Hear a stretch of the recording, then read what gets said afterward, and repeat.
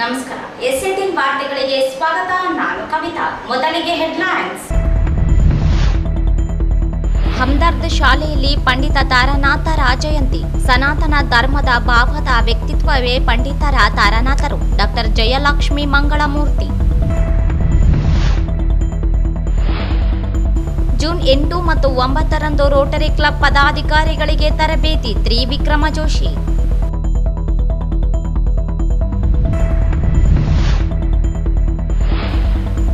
ಶಾಲೆಗಳು ಪ್ರಾರಂಭವಾದ ನಂತರ ಖಾಸಗಿ ಶಾಲೆಗಳು ಮಾನ್ಯತೆ ನವೀಕರಿಸಲು ಸೂಚಿಸಿದ ಶಾಲಾ ಶಿಕ್ಷಣ ಇಲಾಖೆ. ಪಾಲಕರ ಆತಂಕ.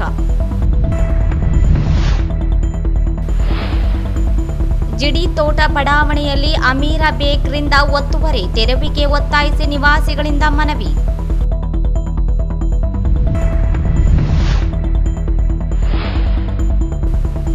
ಶಕ್ತಿನಗರ ರಸ್ತೆಯಲ್ಲಿ ಪಲ್ಟಿ ಹೊಡೆದ ಮದ್ಯ ಸಾಗಿಸುತ್ತಿದ್ದ ಲಾರಿ.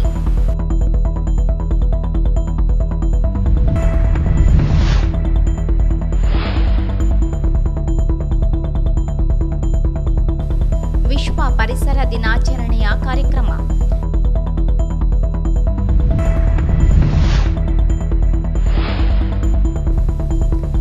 ಸಚಿವ ಎನ್ಎಸ್ ಬೋಸರಾಜು ಹುಟ್ಟುಹಬ್ಬ. ರಕ್ತದಾನ ಶಿಬಿರ. ವೃದ್ಧಾಶ್ರಮದಲ್ಲಿ ಅನ್ನ ಸಂತರ್ಪಣೆ. ವಾರ್ತೆಗಳ ವಿವರ. ಭಾರತದ ಸನಾತನ ಸಂಸ್ಕೃತಿಯ ಭಾವದ ವ್ಯಕ್ತಿತ್ವವೇ ಪಂಡಿತ್ ತಾರಾನಾಥರು ಎಂದು ರಾಜ್ಯೋತ್ಸವ ಪ್ರಶಸ್ತಿ ಪುರಸ್ಕೃತ ಸಾಹಿತಿ ಡಾಕ್ಟರ್ ವಿಜಯಲಕ್ಷ್ಮಿ ಮಂಗಳಮೂರ್ತಿ ಅವರು ಹೇಳಿದರು. ನಗರದ ತಾರಾನಾಥ ಶಿಕ್ಷಣ ಸಂಸ್ಥೆಯ ಹಮ್ದರ್ದ್ ಪ್ರೌಢಶಾಲೆಯಲ್ಲಿ ಪಂಡಿತ್ ತಾರಾನಾಥರ 133ನೇ ಜಯಂತ್ಯೋತ್ಸವ ಕಾರ್ಯಕ್ರಮದಲ್ಲಿ ಭಾಗವಹಿಸಿ ಮಾತನಾಡಿದರು. ಬದುಕಿನ ಚರಿತ್ರೆಯ ಬಗ್ಗೆ ಮತ್ತು ಅವರ ವ್ಯಕ್ತಿತ್ವ ಭಾರತೀಯ ಸನಾತನ ಸಂಸ್ಕೃತಿಯ ಭಾವನೆಗಳ ಒಂದು ಪ್ರತಿರೂಪವೇ ತಾರಾನಾಥರು. ಶತಮಾನದ ವ್ಯಕ್ತಿಗಳಾಗಿ ಪರಮಾತ್ಮ ದೃಷ್ಟಿಕೋನ ಚಿಂತನೆಯನ್ನು ಹೊತ್ತು ಹೈದರಾಬಾದ್ ಕರ್ನಾಟಕದ ಅನಕ್ಷರತೆಯ ಬದುಕಿನಲ್ಲಿ ಇರುವ ಜನರನ್ನು ಶಿಕ್ಷಣವನ್ನು ನೀಡಿ ಅವರ ಜೀವನದ ಶೈಲಿ ಬದಲಾಯಿಸಿದ ಮಹಾನ್ ಶಿಕ್ಷಣ ತಜ್ಞರು ಎಂದರು. ವಿಶ್ವ ಪ್ರೇಮವನ್ನು ಹಂಚಿದ ವ್ಯಕ್ತಿತ್ವ ಇವರದು.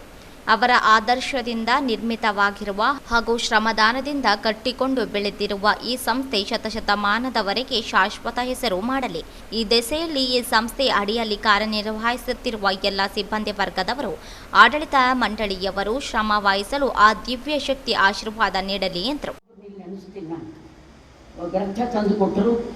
ಕೂಲಂಕುಷವಾಗಿ ನೋಡಿದಾಗ ನನಗನಿಸ್ತು, ಈ ವ್ಯಕ್ತಿಯೇ ಸಮಕಾಲೀನವಾಗಿ ವರ್ತಮಾನದ ಒಂದು ಪೀರಿಯಡ್ನಲ್ಲಿ ಬದುಕಿದರೂ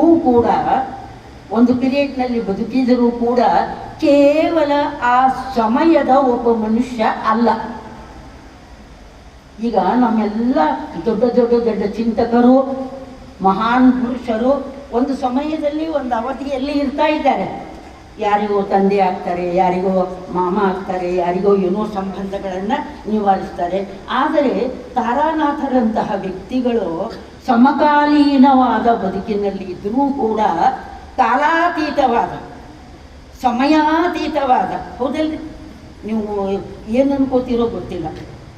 ನನಗೆ ತಾರಾನಾಥರ ವ್ಯಕ್ತಿತ್ವ ಅಂದ ಕೂಡಲೇ ಇದು ಎಂಥ ಒಂದು ದಿವ್ಯವಾದ ಆತ್ಮಶಕ್ತಿ ಎನಿಸ್ಬಿಡ್ತೇನೆ. ಆತ್ಮದ ಆ ಒಂದು ವಿಮರ್ಶೆ, ಆತ್ಮದ ಆ ಒಂದು ಶಕ್ತಿಯನ್ನು ಅವರು ಉದ್ಬೋಧಗೊಳಿಸಿಕೊಂಡ ರೀತಿ, ಆ ಉದ್ಬೋಧಗೊಳಿಸಿಕೊಂಡಂತಹ, ಪ್ರಕರ್ಷಗೊಳಿಸಿಕೊಂಡಂತಹ ಆ ಶಕ್ತಿಯನ್ನು ಜಗತ್ತಿಗೆಲ್ಲ ಹಂಚಿದ್ದಾರೆ. ಬಹಳಷ್ಟು ಜನ ಇಲ್ಲಿ ಪಾಪ ಅವ್ರ ನೋವನ್ನು ತೋಡ್ಕೊಂಡಿದ್ದಾರೆ.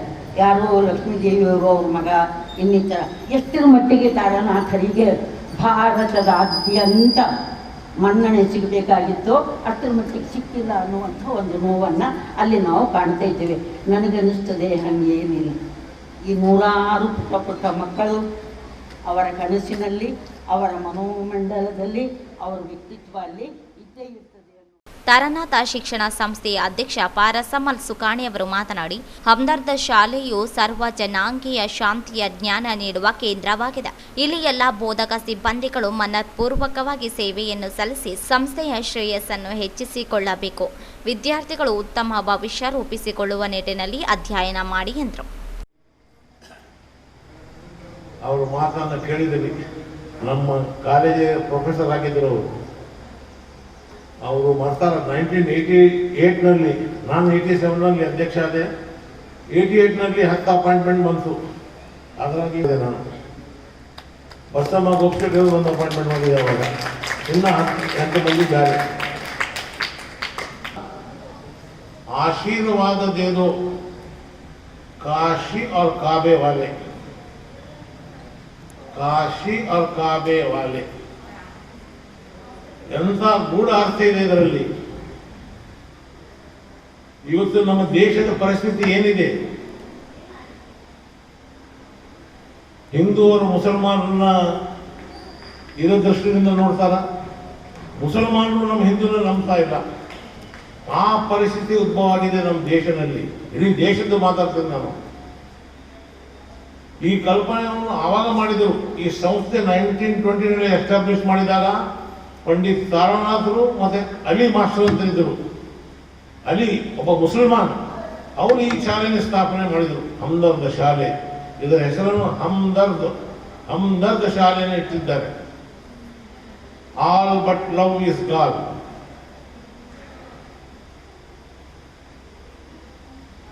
ಇವತ್ತು ನಾವು ನಮ್ಮ ದೇಶದ ಪರಿಸ್ಥಿತಿ ನೋಡಿದರೆ ಬಹಳ ವಿಚಿತ್ರ ಪರಿಸ್ಥಿತಿಯಲ್ಲಿ ನಾವು ಇದ್ದೀವಿ.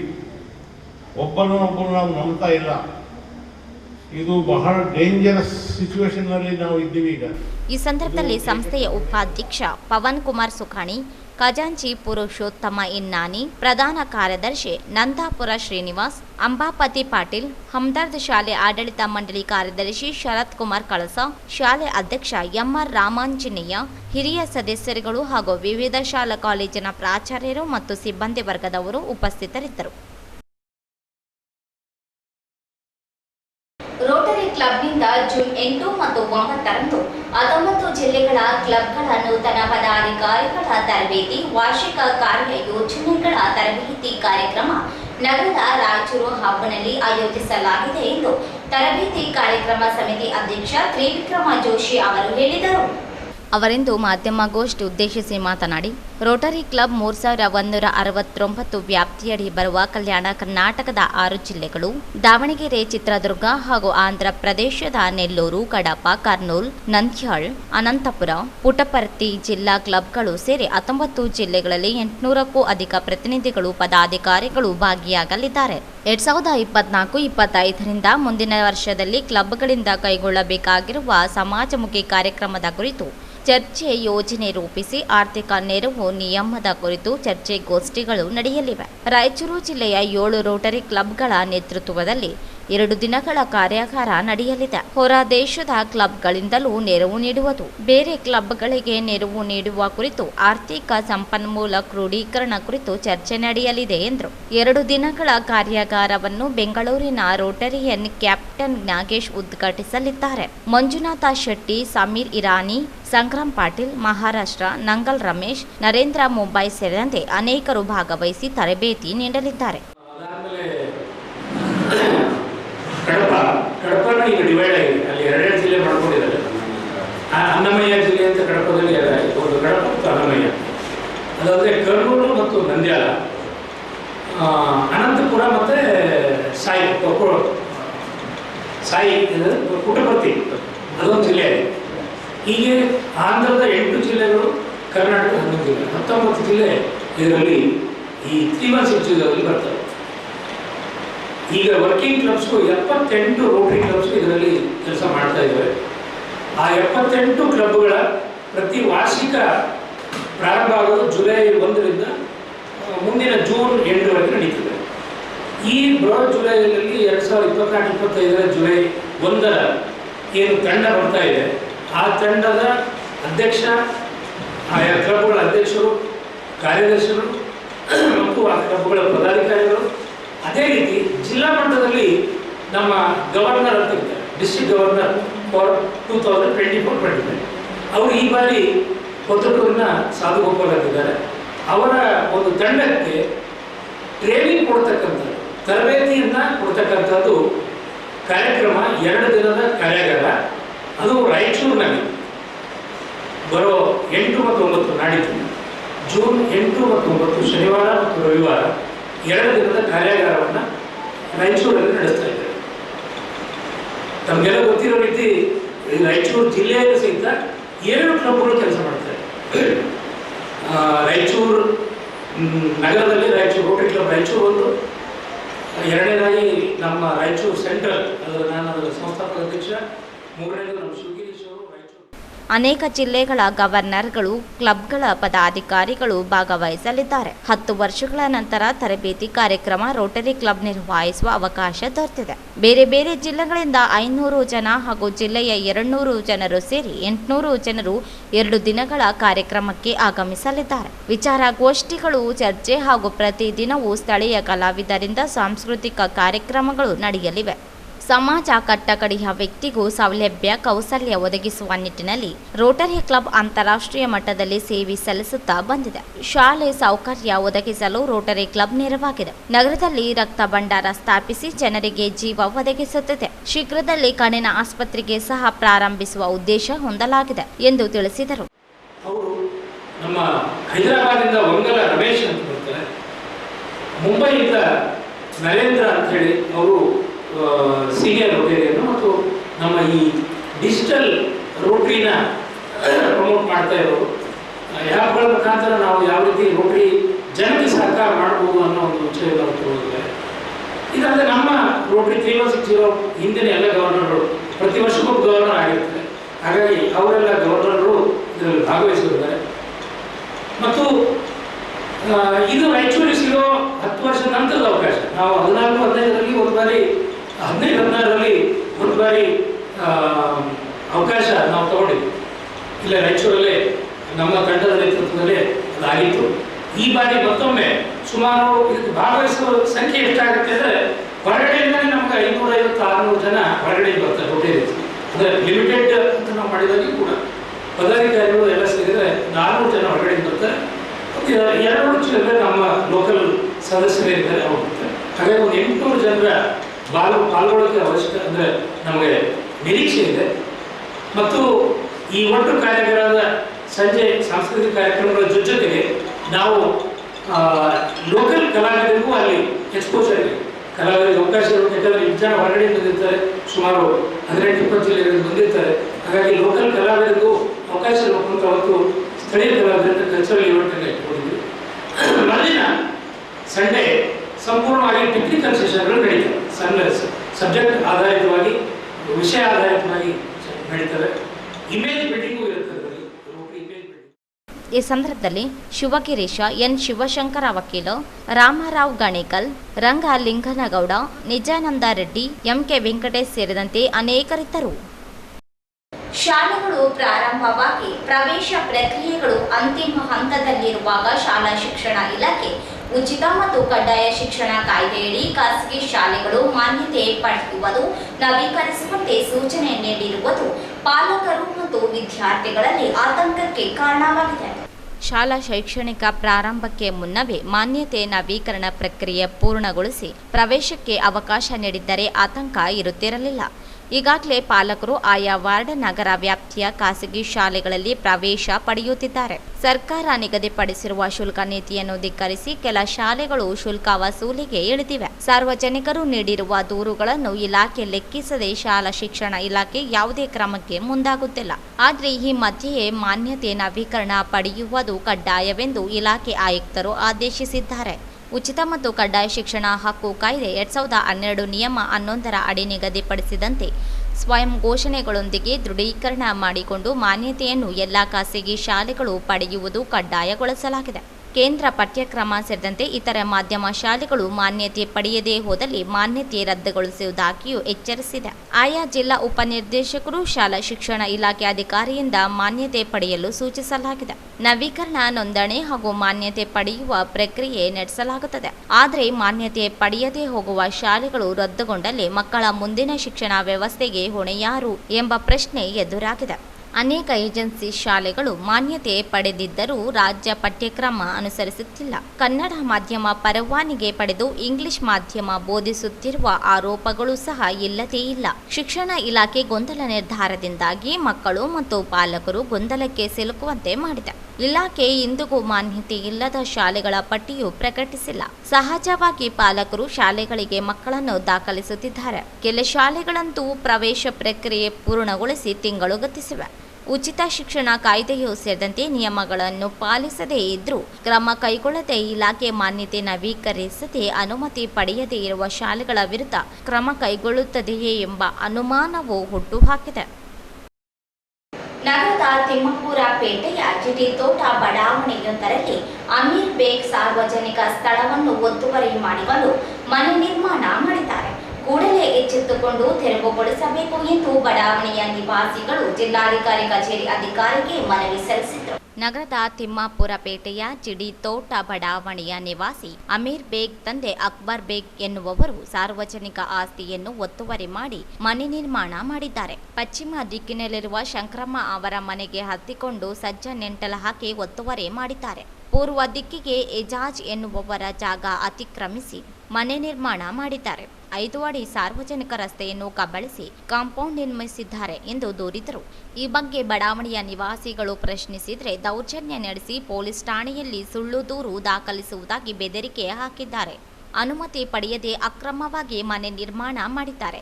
ಕೂಡಲೇ ಸ್ಥಳಕ್ಕೆ ಭೇಟಿ ನೀಡಿ ಪರಿಶೀಲನೆ ಮಾಡಬೇಕು. ಅಕ್ರಮವಾಗಿ ಒತ್ತುವರಿ ಮಾಡಿದ್ದನ್ನು ತೆರವುಗೊಳಿಸಬೇಕು. ದೌರ್ಜನ್ಯ ನಡೆಸಿದ ಆತನ ವಿರುದ್ಧ ಕ್ರಮ ಜರುಗಿಸಬೇಕು ಎಂದು ಒತ್ತಾಯಿಸಿದರು.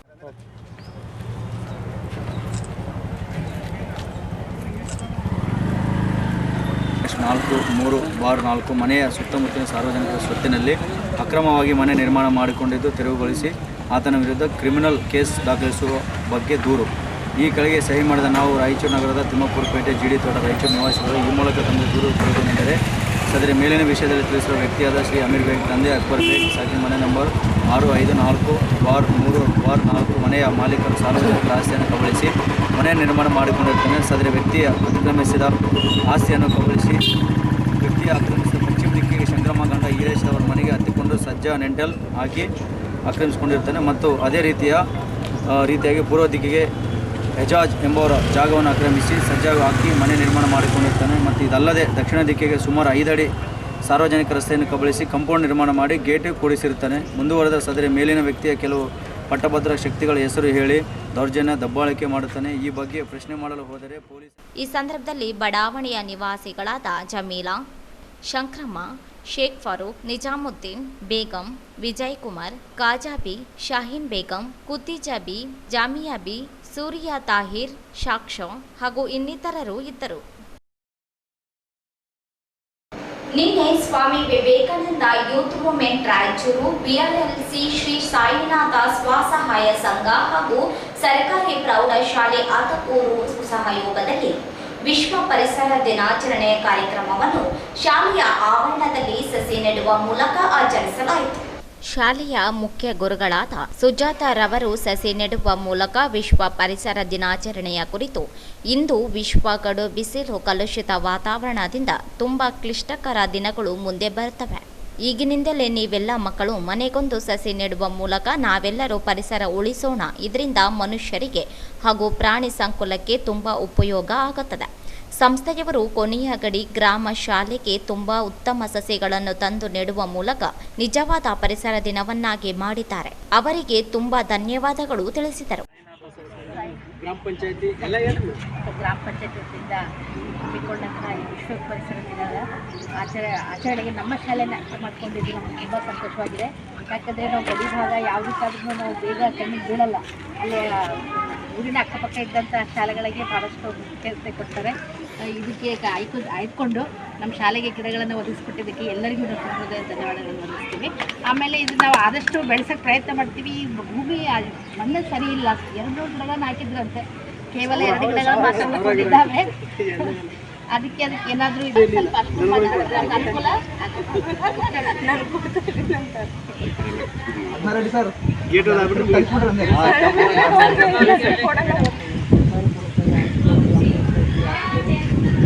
ಎಲ್ಲರೂ ಒಂದೇ ಅಲ್ಲ, ಶಾಲೆಯ ಸಲುವಾಗಿ ವಿವಿಧ ರೀತಿಯಾದಂಥ ಕೆಲಸಗಳನ್ನು ನಾವು ಮಾಡಿ ಕೊಡಬೇಕಂತೇಳಿ ತಮ್ಮಲ್ಲಿ ಶೌಚಾಲಯಗಳಿರ್ಬೋದು, ಗ್ರೌಂಡ್ ಆಗಿರ್ಬೋದು, ಅಥವಾ ನಮ್ಮ ಶಾಲೆಯಲ್ಲಿ ಲಾಸ್ಟ್ ಇಯರ್ ಟ್ರಾನ್ಸ್ಫರ್ ಆಗಿರೋ 4 ಜನ ಟೀಚರ್ಸು ತಮ್ಮ ಸಂಸ್ಥೆಯಿಂದ ಏನಾರ ಗೆಸ್ಟ್ ಟೀಚರ್ಸ್ ಕೊಡೋ ಅವಕಾಶಗಳಿದ್ದರೆ ದಯವಿಟ್ಟು ಯಾರೋ ಇಬ್ಬರು ಗೆಸ್ಟ್ ಟೀಚರ್ಗಳನ್ನ ಒದಗಿಸ್ಕೊಡ್ಬೇಕಂತೇಳಿ ಈ ಮೂಲಕ ಎಲ್ಲರ ವತಿಯಿಂದ ತಮ್ಮಲ್ಲಿ ವಿನಂತಿಸ್ಕೊಳ್ತಾ ಇದ್ದಾರೆ. ತುಂಬ ಸಂತೋಷ.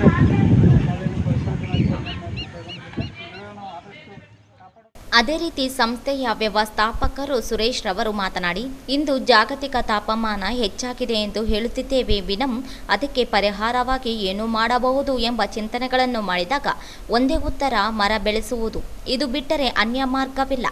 ನಾವು ಈಗಿನಿಂದಲೇ ನಾವೆಲ್ಲರೂ ಮನೆಯ ಮುಂದೆ ಬಯಲು ಪ್ರದೇಶದಲ್ಲಿ ಮರ ಬೆಳೆಸುವ ಮೂಲಕ ಪರಿಸರ ರಕ್ಷಣೆ ಮಾಡೋಣ ಎಂದರು.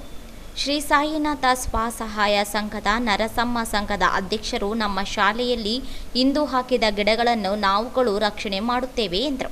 ಸಂಯೋಜಕರಾದ ವಿನಾಯಕ ಆರ್ ರವರು ಮಾತನಾಡಿ, ಇಂದು ವಿಶ್ವ ಪರಿಸರ ದಿನಾಚರಣೆ ನಡೆಯುತ್ತಿದ್ದು ಜಗತ್ತಿನಲ್ಲಿ ಜಾಗತಿಕ ತಾಪಮಾನದಲ್ಲಿ ಏರುಪೇರಿನ ಕುರಿತು ಚರ್ಚೆಗಳು ನಡೆಯುತ್ತಿವೆ. ಓಜೋನ್ ಪದರಿನ ಕುರಿತು ಚರ್ಚೆ, ಅತಿಯಾದ ಇಂಗಾಲ ಸೂಸುವ ಫ್ಯಾಕ್ಟರಿಗಳಿಗೆ ಕಡಿವಾಣ ಹಾಕುವ ನಿಟ್ಟಿನಲ್ಲಿ ಚಿಂತನೆ ಮಾಡುವ ಪರಿಸ್ಥಿತಿ ಬಂದಿದೆ. ಬರೀ ಗಿಡ ಬೆಳೆಸುವುದರಿಂದ ಪರಿಸರ ಕಾಪಾಡಬಹುದು. ಆದರೆ ಅತಿಯಾದ ಪ್ಲಾಸ್ಟಿಕ್ ಬಳಕೆ ಇಂದು ಪ್ರಾಣಿ ಸಂಕುಲಕ್ಕೆ ಮನುಷ್ಯನಿಗೆ ಮಾರಕವಾಗಬಹುದು. ಇದನ್ನು ನೀವು ಇವುಗಳನ್ನು ಬಳಕೆ ಮಾಡುವುದಿಲ್ಲ ಎಂಬ ಪ್ರತಿಜ್ಞೆ ಮಾಡಬೇಕಿದೆ. ಮತ್ತು ಪರಿಸರ ಚೆನ್ನಾಗಿರಬೇಕು ಎಂದರೆ ಬಯಲಿನಲ್ಲಿ ಮಲಮೂತ್ರ ಮಾಡದೆ ಮನೆಗೊಂದು ಶೌಚಾಲಯವನ್ನು ನಿರ್ಮಿಸಿಕೊಂಡು ಬಳಸಬೇಕು ಎಂದರು. ಗ್ರಾಮ ನೈರ್ಮಲ್ಯ ಇರುವಂತೆ ನೋಡಿಕೊಳ್ಳಿ. ಈ ಸಸಿಗಳನ್ನು ಮಕ್ಕಳಂತೆ ಬೆಳೆಸಿರಿ. ಮಕ್ಕಳಾದ ತಾವುಗಳು ಈಗಿನಿಂದಲೇ ಪರಿಸರ ಕುರಿತು ಮಾಹಿತಿ ಪಡೆದುಕೊಳ್ಳಿ ಎಂದರು. ಈ ಕುರಿತು ಕಾರ್ಯಕ್ರಮ ಅತಕೂರು ಗ್ರಾಮ ಪಂಚಾಯತ್ನ ಪದ್ಮಾರೆಡ್ಡಿ, ಚನ್ನಪ್ಪ, ಸಂಘದ ಸದಸ್ಯರು ನರಸಮ್ಮ ನಾಗವೇಣಿ, ಮಂಜುಳಾ ಪದ್ಮಮ್ಮ, ಅನಂತಮ್ಮ ಗೋವಿಂದಮ್ಮ, ಶಿಕ್ಷಕರಾದ ಅಶೋಕ್, ರಾಜು ಸರಸ್ವತಿ, ಸಂಸ್ಥೆಯ ಸಿಬ್ಬಂದಿಗಳಾದ ಲಿಂಗಪ್ಪ, ರಾಜೇಶ್, ಈರಣ್ಣ ಹಾಗೂ ಮಕ್ಕಳು ಉಪಸ್ಥಿತರಿದ್ದರು. ನಿನ್ನೆ ನಗರದ ಆಶಾಪುರ ರಸ್ತೆಯಲ್ಲಿರುವ ಹಿರಿಯ ನಾಗರಿಕರ ವೃದ್ಧಾಶ್ರಮದಲ್ಲಿ ಸಚಿವ ಎನ್ಎಸ್ ಬೋಸರಾಜು ಹುಟ್ಟುಹಬ್ಬವನ್ನು ಎನ್ಎಸ್ ಬೋಸರಾಜು ಅಭಿಮಾನಿಗಳ ಸಂಘದಿಂದ ಆಚರಣೆ ಮಾಡಲಾಯಿತು. ಹುಟ್ಟುಹಬ್ಬದ ಅಂಗವಾಗಿ ವೃದ್ಧರಿಗೆ ಅನ್ನದಾನ, ರಕ್ತದಾನ ಶಿಬಿರ ಕಾರ್ಯಕ್ರಮ ಏರ್ಪಡಿಸಲಾಗಿತ್ತು. ಕಾರ್ಯಕ್ರಮ ಉದ್ಘಾಟಿಸಿದ ಕಿಲ್ಲೆ ಬೃಹನ್ ಮಠದ ಶ್ರೀ ಶಾಂತಮಲ್ಲ ಶಿವಾಚಾರ್ಯ ಮಹಾಸ್ವಾಮಿಗಳು ಮಾತನಾಡಿ, ಸಚಿವ ಎನ್ಎಸ್ ಬೋಸರಾಜು ಚಾಣಕ್ಯ ರಾಜಕಾರಣಿ. ಜಿಲ್ಲೆಯ ಅಭಿವೃದ್ಧಿಗೆ ಅವರ ಕೊಡುಗೆ ಅಪಾರ ಎಂದರು. ಜಗವ ಬಿಡುವಾಗ ನೀ ನಗುತ್ತ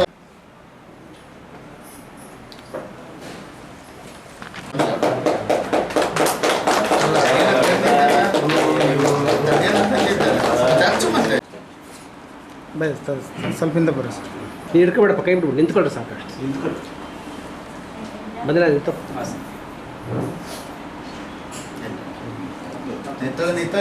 ನಿಂತು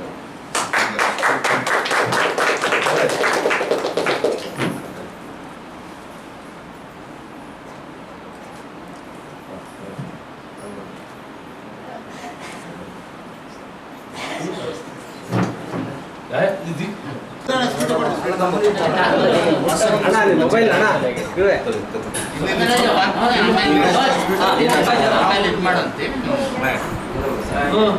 ಬಂದೇ ನಾವು ಅಲ್ಲೇ ನಿಂತ್ಕೊ. ಅಪ್ಪ ಬರ್ತಾರೆ, ಬುದ್ಧಿ ಬರ್ತಾರೆ. ಬುದ್ಧಿ ಇಲ್ಲಿ ಬರ್ರಿ,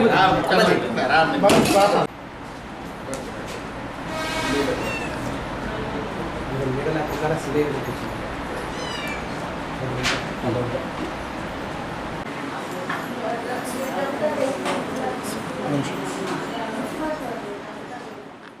ಈ ಸಂದರ್ಭದಲ್ಲಿ ಕಾಂಗ್ರೆಸ್ ಮುಖಂಡರಾದ ಜಯಣ್ಣ, ಬಸವರಾಜ ಪಾಟೀಲ್ ಅತ್ತನೂರು, ವಿಶ್ವನಾಥ ಪಟ್ಟಿ, ಸಂಘದ ಸಂಸ್ಥಾಪಕ ರಾಜ್ಯಾಧ್ಯಕ್ಷ ಬಂದೆ ನವಾಜ್, ತಾನಾಜಿ, ಮೋಸಿನ್ ಖಾನ್, ತಾಯಣ್ಣಗೌಡ, ಮಹೇಶ್ ಕುಮಾರ್, ರಾಜೇಶ್, ಸಬ್ಬೀರ್, ಕುಮಾರಸ್ವಾಮಿ, ವೆಂಕಟೇಶ್, ಮೊಯಿನ್ ಖಾನ್, ಮಕ್ಬುಲ್, ರಾಜು, ಸಲೀಂ, ಗಂಗಾಧರ, ಯುನಸ್ ಓಕುರಾಣಿ, ಕೆ ರಾಜೇಶ್ ಕುಮಾರ್ ಸೇರಿದಂತೆ ಅನೇಕರಿದ್ದರು. ಮದ್ಯ ಸಾಗಿಸುತ್ತಿದ್ದ ಬುಲೆರೋ ವಾಹನ ಚಾಲಕನ ನಿಯಂತ್ರಣ ತಪ್ಪಿ ಪಲ್ಟಿಯಾದ ಘಟನೆ ತಾಲೂಕಿನ ಹೆಗಸನಹಳ್ಳಿ ಗ್ರಾಮದ ಸಮೀಪ ನಡೆದಿದೆ.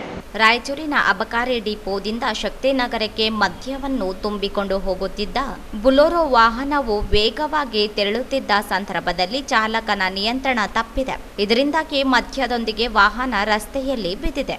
ಘಟನೆಯಲ್ಲಿ ಚಾಲಕನಿಗೆ ಸಣ್ಣ ಪುಟ್ಟ ಗಾಯಗಳಾಗಿವೆ. ಯಾವುದೇ ಪ್ರಾಣಾಪಾಯ ಸಂಭವಿಸಿಲ್ಲ. ಗಾಯಗೊಂಡಿರುವ ಚಾಲಕನನ್ನು ಸ್ಥಳೀಯ ಆಸ್ಪತ್ರೆಗೆ ದಾಖಲಿಸಿ ಚಿಕಿತ್ಸೆ ಒದಗಿಸಲಾಗಿದೆ.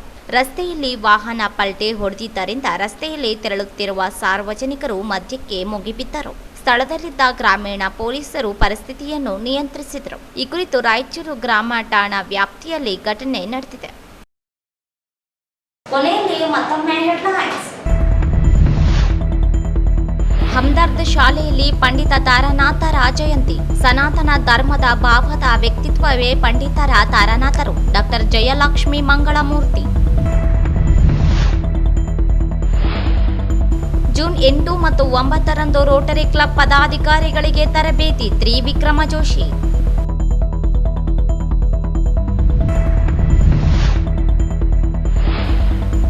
ಶಾಲೆಗಳು ಪ್ರಾರಂಭವಾದ ನಂತರ ಖಾಸಗಿ ಶಾಲೆಗಳು ಮಾನ್ಯತೆ ನವೀಕರಿಸಲು ಸೂಚಿಸಿದ ಶಾಲಾ ಶಿಕ್ಷಣ ಇಲಾಖೆ. ಪಾಲಕರ ಆತಂಕ.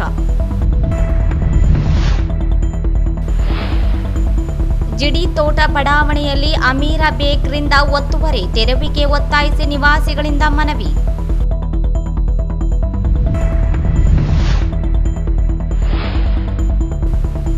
ಶಕ್ತಿನಗರ ರಸ್ತೆಯಲ್ಲಿ ಪಲ್ಟಿ ಹೊಡೆದ ಮದ್ಯ ಸಾಗಿಸುತ್ತಿದ್ದ ಲಾರಿ.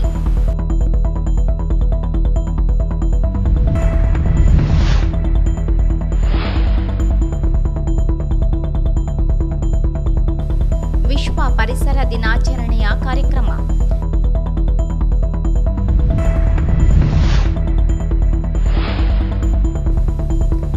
ಸಚಿವ ಎನ್ಎಸ್ ಬೋಸರಾಜು ಹುಟ್ಟುಹಬ್ಬ. ರಕ್ತದಾನ ಶಿಬಿರ. ವೃದ್ಧಾಶ್ರಮದಲ್ಲಿ ಅನ್ನ ಸಂತರ್ಪಣೆ. ಇಲ್ಲಿಗೆ ವಾರ್ತಾ ಪ್ರಸಾರ ಮುಕ್ತಾಯವಾಯಿತು. ಮುಂದಿನ ವಾರ್ತೆಗಳೊಂದಿಗೆ ಭೇಟಿಯಾಗೋಣ. ವಂದನೆಗಳು.